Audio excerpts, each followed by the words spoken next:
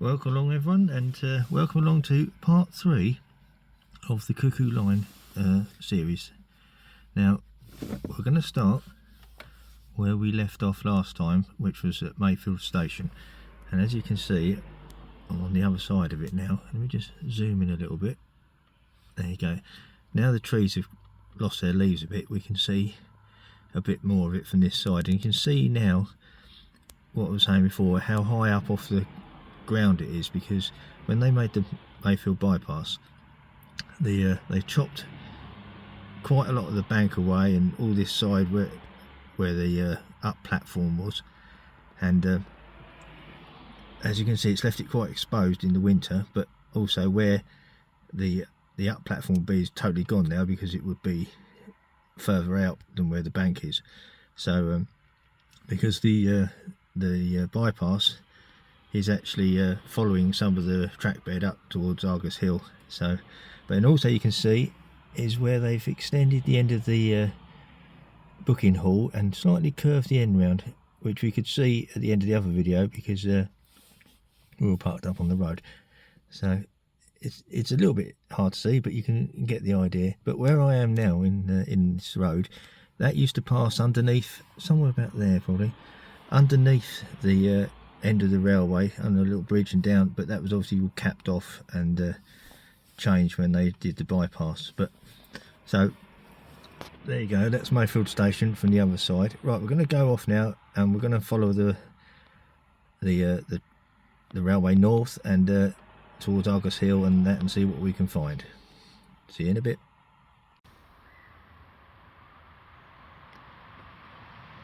So we've just driven round and through Mayfield and back round again, and now we've gone under the bypass, which was obviously originally the track bed, to this lovely bridge here. And what you'll notice is that now the other side of Heathfield and heading this way, some of the bridges become more stone than brick. This brick obviously as well, but this is obviously been extended at some point, which you'll see in a minute. But you'll notice now sandstone rather than all brick, which is a change from Mayfield onwards really. This bridge, especially on this camera, looks massive. Let's turn away from the sun a minute. But if you can see up there, it's either been extended or strengthened or something like that, and it's incredibly long. And we'll walk right through. So this is not far in terms of miles from where I was before, but I've got to go around the town to get to it. And you can see how strong a build it was. Nice abutments there.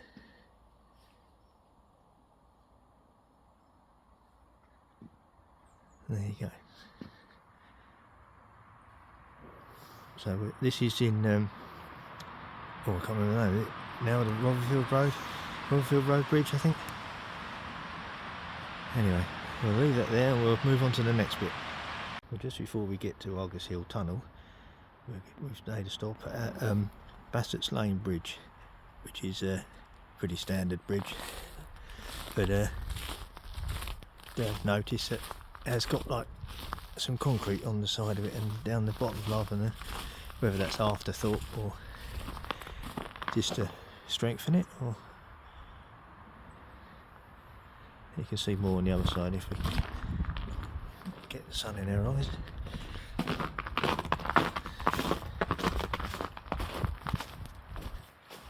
Not seen one like that before. Slightly different to the others on the Cuckoo. This one though hasn't got any sandstone, but it has got this concrete. So that's Bassets Lane Bridge. That way the track bed would take you back to Mayfield if it was still all there. It's not, obviously you can walk a little bit but not much because it becomes the bypass. And that way up there, which I'm going to try and walk if I can, it will take us up to Argus Hill Tunnel, which is well worth a look. So we'll see you there. Well, I'm now on the track bed heading towards Argus Hill Tunnel. It's really quite overgrown along here, and I've had to sort of duck and dive a bit to get through some of the trees. And as you can see, there's snow on the ground and it is really freezing. Crossing gate there by some sort of farmer gate. But yeah, hopefully we can get up here and come to Argus Hill Tunnel, and that's well worth a look, as I said earlier. So I'll bring you back in when we get there. And here we are, ladies and gentlemen. We're just approaching Argus Hill Tunnel. You might hear the traffic of the Tunbridge Wells Road going over, but it's about just over a quarter of a mile or so from Bassets Lane Bridge, so it's easier to walk up this way than try and park somewhere here. As you can see, we're obviously in a cutting, and being frosty and winter, it means the ground's a bit more solid and not as muddy as it could be.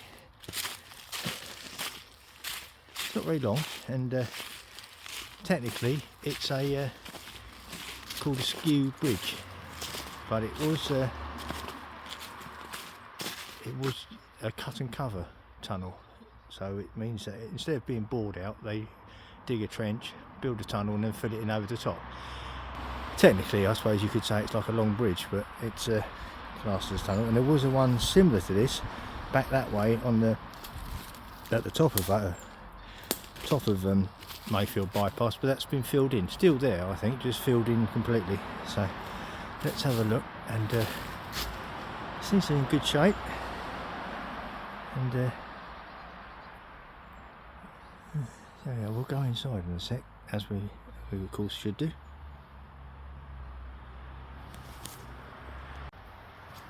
Okay, we're on the inside. Hopefully my phone will pick up the darkness. Now what you see here is like, these are strengthening pieces, not refuges. Some people think they're refuges, but they're not. They're strengthening areas to obviously keep it up. Nice bit of smoke mark on there. As I say, it's not very long, but it's a tunnel and it's a cool place to see.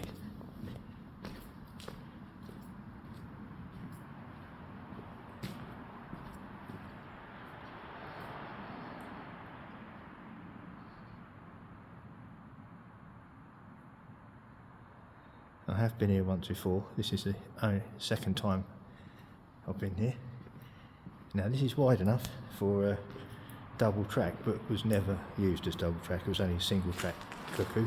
But I think a lot of the bridges, all bridges obviously, and this and that was built for maybe double track at some point, which never happened. I suppose it's, look at those icicles hanging off there. That's quite cool.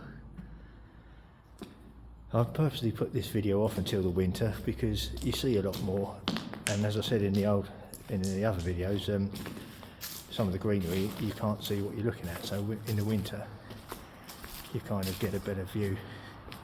The downside is it's freezing, but the things we do, eh?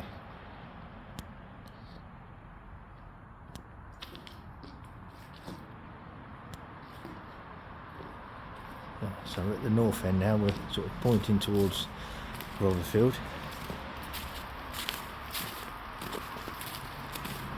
And probably hear the cars from the Tunbridge Wells Road. Hopefully you can pick up my audio on this with the crunching of the snow and the ground. There you go, there's the north portal.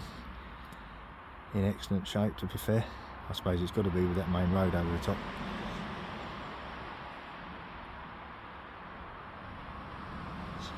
You know, very different to Mayfield Tunnel. If you look on the inside, you know, obviously not as long, and the strengthening pieces, they don't have that in the Mayfield Tunnel, but that's pretty cool.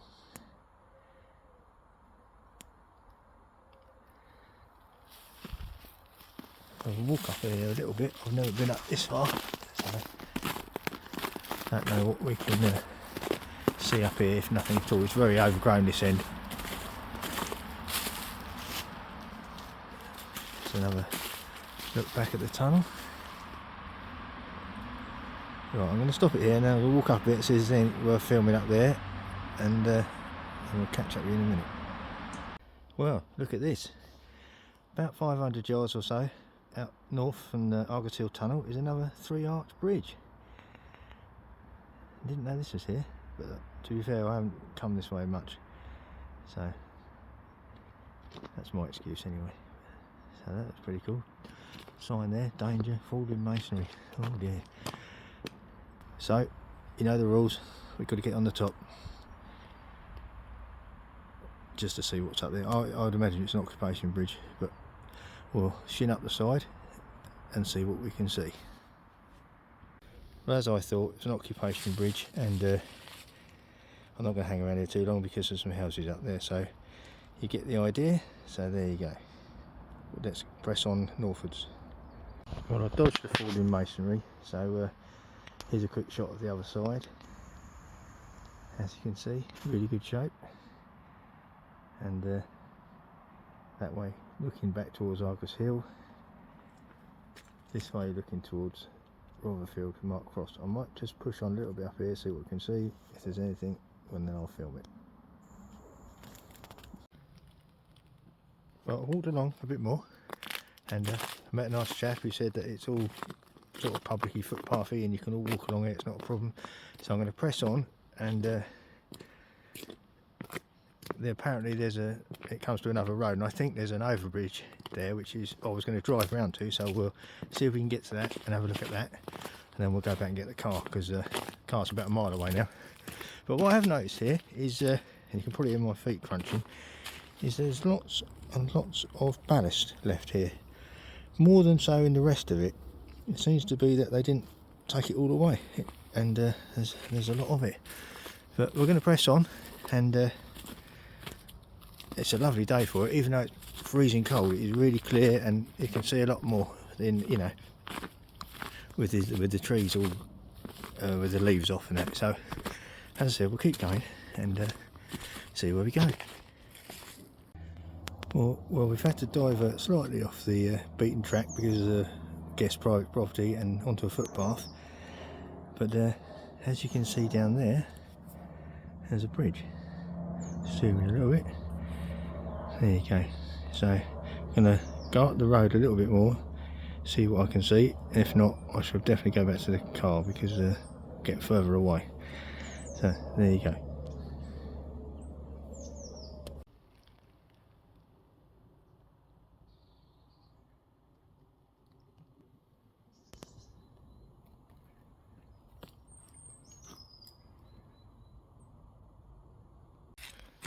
Just noticed this on the way back, some sort of drainage thing.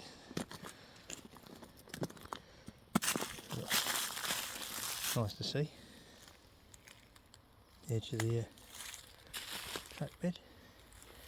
A couple of fallen trees down there. We're going to get a train through like that. Well, this is quite interesting. I was on the way back to the car, past the Argos Hill tunnel, and look what we got here. The remains of an overbridge.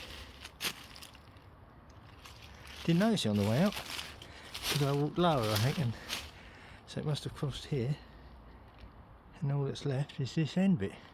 Again, probably another occupation bridge, but yeah, pretty cool. So I don't think there's anything on the other side. Can't really see over there, but can't see much. But there's nothing here, it's just a field, so it would have been occupation bridge. But yeah, what a spot.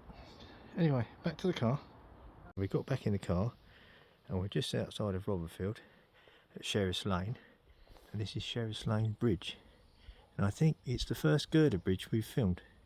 There are a few back in near Horham and that, Maynard's Greenway, but this is the first one we've actually seen up close. And you'll notice again sandstone abutments, no bricks. So the change, as you get over this way, it changes to that. I don't know why. I wonder why, but sandstone was more easier to get hold of over this way. But as you can see, it's all complete apart from the floor. So I don't think we'll get across that one, but we're going to go up and have a look if we can from the top. And let's pan back a bit, make sure there's no cars coming, get run over. So we're going to try and get up on the top and have a look, and then after that we'll be nearly at Rotherfield. Well, a little bit of clambering. We're up on the top. As you can see, it's fenced off, obvious reasons. Don't want to fall through. Let's see if we can have a quick look at the railings.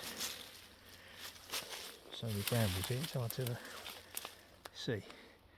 But there you go. You get the idea. So, next stop, Town Row. I'm just outside of Rotherfield Station on the main road, and this is the main bridge over the main road. And what's quite interesting about it, it's actually got a shop built into it. It's quite unusual, never seen that round there way before. And I had a quick look on the top, and it is a garden now, part of the shop people, I suppose. But yeah, again, sandstone bridge.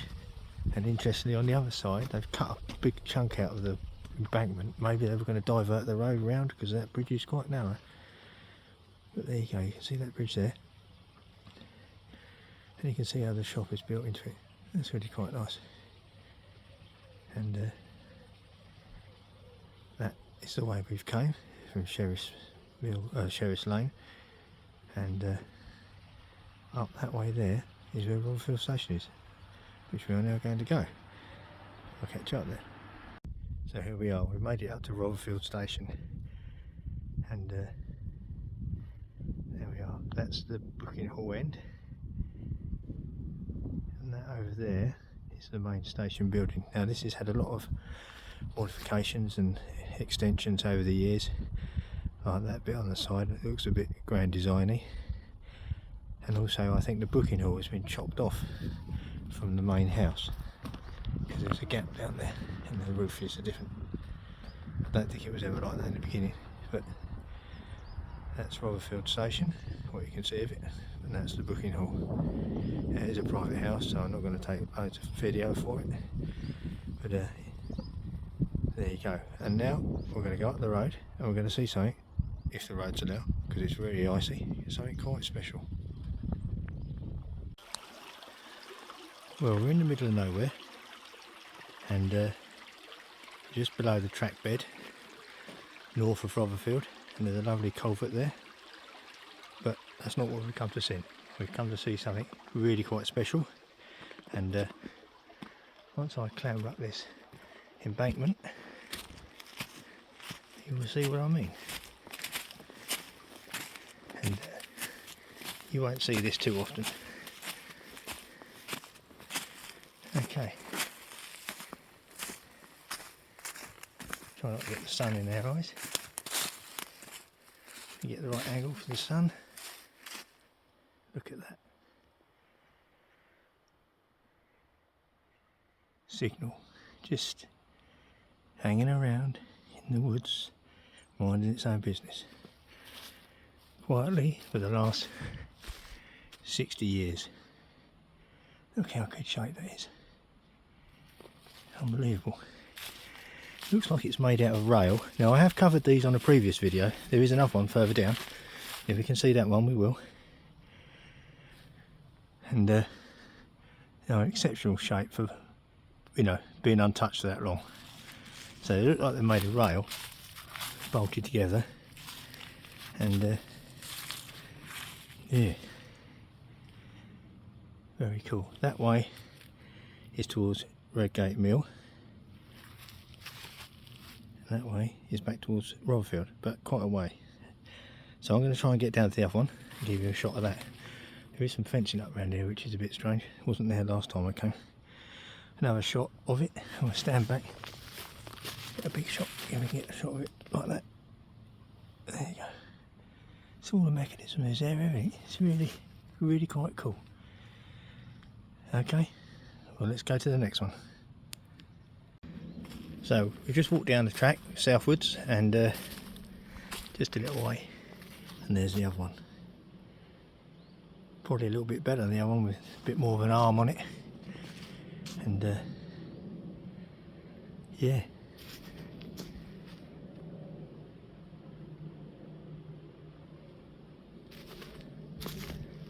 really cool.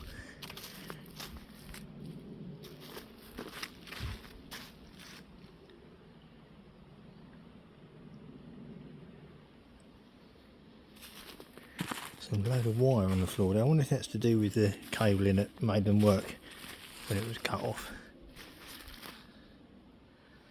Just unbelievable, really. Just say, quietly, mind their own business in the middle of nowhere.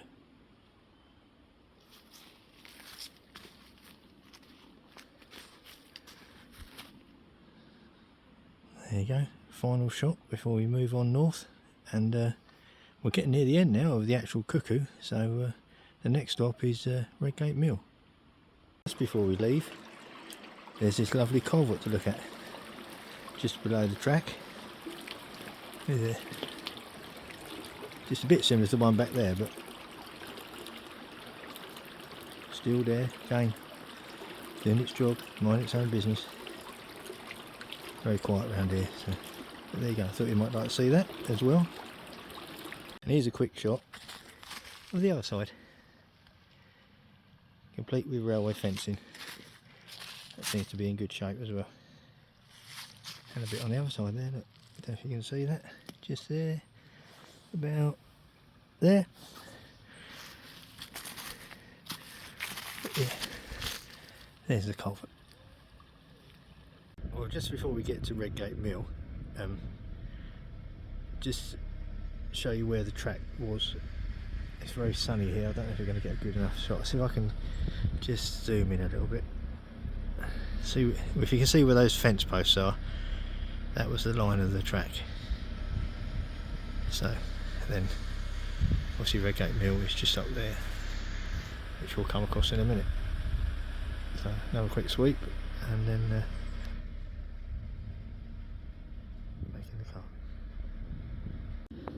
Well, here we are at Redgate Mill, and this is Redgate Mill Bridge, I guess, or lack of Redgate Mill Bridge. This was taken out a few years back, and because it was in a dangerous state, I guess.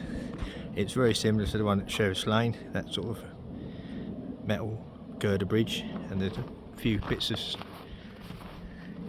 I think they tried to make the effort with the what's left of it. See the abutment and a bit here and then a bit over there.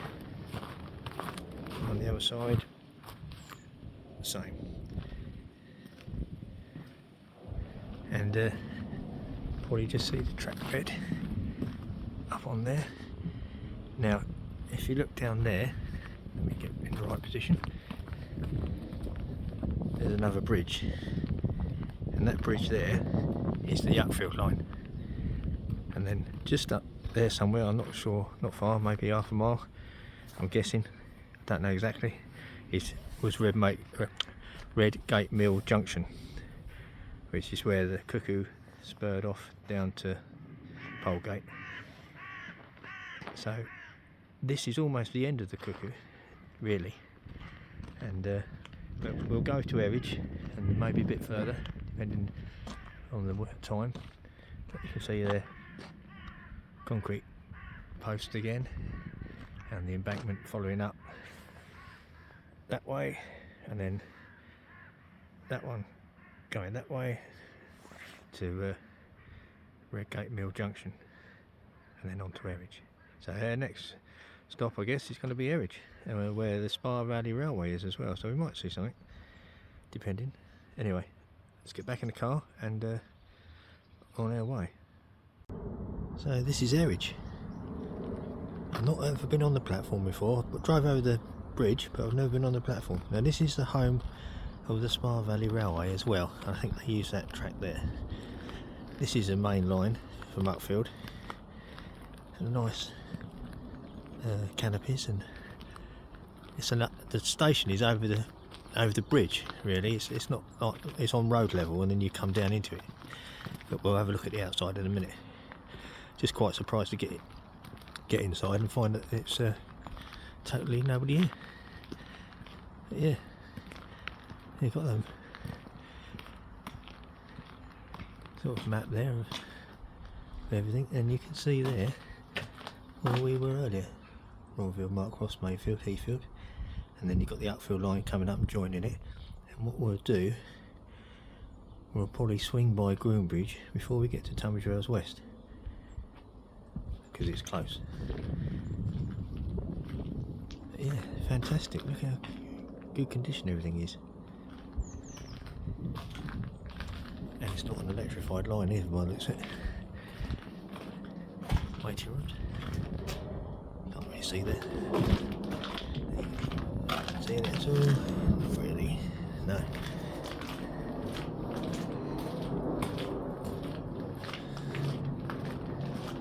That's really cool. Never been on the Spire Valley Railway, to be honest. So I ought to. Look how cool that is out there. And you've got that. And it goes into single line now, I believe. I think the Upfield line is now single. It was double, and it's now been put back to single.